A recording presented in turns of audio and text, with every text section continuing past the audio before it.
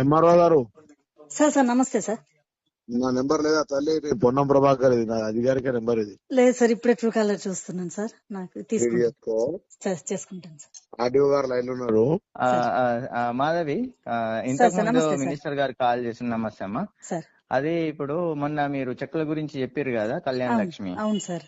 అదే మంత్రి గారి దృష్టిలో పెట్టి వాళ్ళు చెప్పినట్టుగా ఆ టైం తీసుకొని చెయ్యండి లేదా అని మీకు చెప్తాను. ఇంతకు ముందు మళ్ళీ దృష్టిలో పెట్టే ఏం లేదు. ఒక నిమిషం ఆర్డీఓ సాబ్, సార్ మేము కూడా చెప్తున్నాం. ఎంఆర్ఓ గారు, సార్ సార్ మొన్నటి దాకా హుజురాబాద్ ఎమ్మెల్యే ఈటెల రాజేందర్ ఉంటే ఎమ్మెల్సీ గవర్నమెంట్ ఉంది కదా అని ఎమ్మెల్సీ కౌశిక్ రెడ్డి ద్వారా పంచిపించారు మీరు.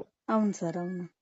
ఇప్పుడు మేము మా ఊరికి ప్రోటోకాల్ లేదు. ఎమ్మెల్సీ కాదు, మా contested candidate Pranav. Sir sir ఎమ్మెల్యేకి మా పార్టీ వాడు కాదు, మా అధికార పార్టీ కాదు. సార్ మీకే స్వేచ్ఛను ఇస్తున్నాం, మీరే అధికారులు వంచండి. అలాగే ఆయన చెయ్యికి ఒక్కటి పోయినా సార్ పోవద్దని చెప్తున్నాను. పోనీయండి సార్. రెస్పెక్టబుల్ ఎంఆర్ఓ గారు, మీరు ఒక చెక్ కూడా ఆయన చేయకూడదు. సార్ మీరే స్వయంగా అవసరమైతే స్థానిక సర్పంచులు ఆలోచనలు తీసుకొని పోయి లోకల్ ఇచ్చేసుకోండి.